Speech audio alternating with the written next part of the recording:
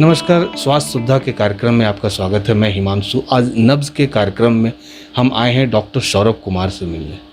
Doctor Saurabh Kumar एक neuro surgeon है जो बहुत ही आसान भाषा में हम जानने की कोशिश करेंगे कि न्यूरो प्रॉब्लम क्या होता है, इसका साइन सिम्टम्स क्या होता है, इसके इलाज कैसे होते हैं और ये सर्जरी के केस में कैसे जाते हैं। हमारे साथ है डॉक्टर सौरभ कुमार। डॉक्टर साहब, ये बताइए, न्यूरो जो वर्ड है इसको कहाँ से कहाँ तक बॉडी के पार्ट में लिया जाता है? न्यूरो हमें मुख्य रूप से नर्वस सिस्टम से रिलेटेड प्रॉब्लम्स से रिलेटेड के विषय में बात करते हैं। तो नर्वस सिस्टम हमारे शरीर के चमड़े से, उंगलियों के चमड़े से लेकर के ब्रेन तक कहीं भी नसों से कनेक्ट कुछ भी प्रॉब्लम और होती है, नसों की बीमारी होती है, तो हमें उसका लक्षण दिखने लगता है। इसलिए न्यूरो हम ये नहीं कह सकते कि बस ब्रेन ही है या स्पाइन ही है। शरीर के किसी भी अंग में अगर आपको सनसनाहट, झंझनाहट, जलन ऐसा कुछ महसूस होता है तो हो सकता है कि किसी न किसी नस के गड़बड़ी से वो आपको महसूस हो रहा है। सर, ये न्यूरो का प्रॉब्लम किसी एज फैक्टर पर डिपेंड करता है या क्या ये लाइफ स्टाइल डिजीज़ का सर? कुछ बीमारियां तो लाइफस्टाइल डिजीज़ होती हैं। मोस्ट कॉमनली आज के समय में डायबिटीज़ वगैरह हम लोग बहुत कॉमनली पाते हैं कि यंग लोगों को भी, जवान लोगों को भी डायबिटीज़ होने लगा है। एक कॉमन सा चीज़ है कि जिनका भी डायबिटीज़ कंट्रोल में नहीं रहता, शुगर बहुत ही बढ़ा हुआ रहता है, तो उनके शरीर में अजीब टाइप से जलन या झंझनाहट होने लगता है। तो इशारा करता है कि हाथों या पैरों के नसों में डैमेज होने लगा है, बढ़े हुए चीनी के चलते, बड़े शुगर के चलते। एक कॉमन कुछ बीमारियां तो ज़रूर है लाइफस्टाइल डिजीज़। ब्रेन हेमरेज वगैरह जो होता है वो डायबिटिक पेशेंट्स को या हाइपरटेंशन, ब्लड प्रेशर के पेशेंट्स को ही ज़्यादा होता है। तो कह सकते हैं कि ये इस तरह की बीमारियों से जुड़ा हुआ ज़रूर है। लेकिन उसके अलावा भी कुछ बीमारियां हैं जो कि इन सबसे जुड़ा हुआ नहीं रहता। हर तरह की इसका प्रिकॉशन कुछ लिया जा सकता है अगर अर्ली स्टेज में पता चले? कुछ बीमारियां हैं जो कि हमारे लाइफस्टाइल से, जैसे अभी मैंने बताया कि उससे जुड़ी हुई हैं, तो उससे आप बहुत हद तक बच सकते हैं। डायबिटीज़ वगैरह कंट्रोल में रखना, ब्लड प्रेशर कंट्रोल में रखना, या जैसे कुछ लोगों को कमर दर्द में कमर का नस दबना या सर्वाइकल स्पॉन्डिलाइटिस, ये सब हम लोग जानते हैं, गर्दन का नस दब जाना, ये सब चीज़ें जो कि आप रोक सकते हैं। तो उसको रोकने का जो ये है उपाय है, उसे अपनाने से ये चीज़ रुक सकता है। लेकिन कुछ कंडीशंस में ये सब होने के बावजूद ही कुछ लोगों को बीमारियां हो जाती हैं। स्पाइन का प्रॉब्लम बहुत कुछ नहीं होने, बहुत पहले से कोई बीमारी नहीं होने के बावजूद भी कुछ लोगों को हो जाती है। कुछ हद तक प्रिवेंटेबल है, लेकिन कुछ हद तक ये उसके बिना भी हो जाते हैं। तो एज ए डॉक्टर आपका जो लाइन ऑफ ट्रीटमेंट होता है, पहले क्या मेडिसिन में जाते हैं या फिर कैसे करते हैं? देखिए, मरीज के लक्षण के हिसाब से, मरीज के डायग्नोसिस के हिसाब से और जो जांच कराते हैं उस स्थिति के हिसाब से हम लोग फिर डिसाइड करते हैं। मरीज का अगर मान लीजिए हल्की फुल्की शिकायत है, बहुत परेशानी नहीं है, तो हम भी चाहते हैं कि मरीज बस थोड़े मेडिकेशन लेकर के अपना जो भी हेल्दी लाइफस्टाइल है और हेल्दी लाइफ है उसको वो कंटिन्यू करता रहे।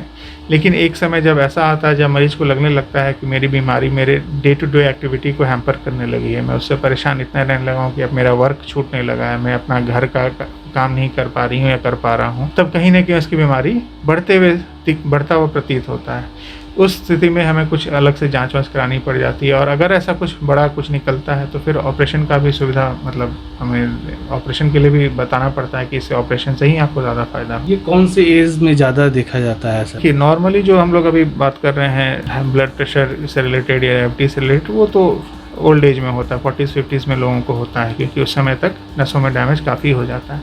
लेकिन नसों की बीमारियाँ सिर्फ एज रिलेटेड नहीं होती हैं, कुछ छोटे बच्चों को भी होता है। जिससे कुछ बच्चे जन्म होते हैं जिनके पीठ पे घाव रहता है, जो हम लोग कहते हैं कि पीठ में मतलब भगवान का कुछ अंश है, वो सब नॉर्मली ये नहीं रहता। उसके अलावा भी बच्चे को नसों की प्रॉब्लम हो जाती है, छोटे बच्चे। उसके अलावा यंग एज में कुछ लोगों को सर दर्द का शिकायत होने लगता है, कुछ लोगों को गर्दन का नस दब जाता है, कमर का नस दब जाता है, कुछ लोगों को यंग एज में ब्रेन ट्यूमर्स भी हो सकते हैं। एज स्पेसिफिक नहीं होता, लेकिन मतलब बचपन से लेकर के बुढ़ापे तक सब कुछ ना कुछ बीमारियां न्यूरो से रिलेटेड जरूर होती हैं। जैसे ज़्यादातर सर्जरी के केस आप हैंडल कर रहे हैं, तो सर्जरी के केस में अब तक किस तरह का केस ज़्यादा आपको देखने को मिला? ये नॉर्मली जो यहाँ पे आते हैं वो तो एक्सीडेंट्स के पेशेंट आते हैं, रोड ट्रैफिक एक्सीडेंट्स, जिन्हें सर में चोट लग गया या कमर में चोट लग गया या गर्दन में चोट लग गई। कभी कॉमनली होता है एक्स्ट्राड्यूरल हेमरेज बोलते हैं, कि ब्रेन के बाहर खून का थक्का जम जाना या ब्रेन के अंदर हेमरेज हो जाना, वो सब कॉमनली मिलता है हम लोगों को। उसके अलावा ऐसे गर्दन का नस दबने का कुछ पेशेंट्स हमारे पास आए हुए हैं, तो उनको ऑपरेशन वगैरह की ज़रूरत पड़ी है। कमर के नस दबने के कुछ पेशेंट्स आए, उनका भी हम लोग ऑपरेशन करके ये कर चुके हैं। उसके अलावा हमारे पास कुछ ब्रेन ट्यूमर्स के भी पेशेंट्स आए हैं और स्पाइन के ट्यूमर्स के भी पेशेंट आए, जो कि गर्दन के पास स्पाइन का उन्हें ट्यूमर पाया गया, तो फिर ऑपरेट करने के बाद उन्हें काफ़ी फ़ायदा हुआ। ये कॉमनली है जो यहाँ पे अभी तक मुझे पेशेंट्स मिले। लमसम जो सर्जरी आपने बताया अब तक, इसमें लगभग कितना खर्च बढ़ जाता होगा? खर्च जी ये खर्च अप्रॉक्सीमेटली नॉर्मल जो मतलब एक्सीडेंटल केसेस वगैरह होते हैं तो उनका खर्च कह सकते हैं कि आसपास के शहरों से ऑलमोस्ट आधा के करीब पड़ता है। ठीक है, हर मरीज का स्टे अलग अलग होता है, इसलिए ये कहना कि एग्जैक्टली इतने रुपए में हो जाए तो संभव नहीं होता।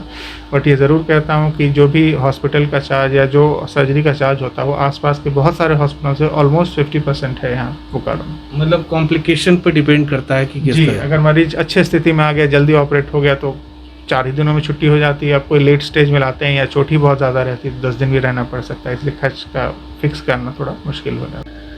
हमारे साथ डॉक्टर सौरभ कुमार जो न्यूरो सर्जन है, बहुत ही आसान भाषाओं में समझाया कि न्यूरो से प्रॉब्लम किस तरह की होती है और उनके बचाव को कैसे कर सकते हैं। अगर कोई पेशेंट सर्जरी में जाता है तो उनका ट्रीटमेंट कैसे करते हैं, इन सब बातों को मुझे लगता है कि आप समझ गए होंगे। तो न्यूरो से रिलेटेड अगर इस तरह के साइन सिम्टम्स आपको दिखते हो तो डॉक्टर के कंसल्ट जरूर लेना चाहिए। आप यूं ही बने रहे द टाइम्स मीडिया के साथ। मैं हिमांशु। बने रहें thetimes.media.com पर। आप हमें फेसबुक और यूट्यूब पर भी देख सकते हैं।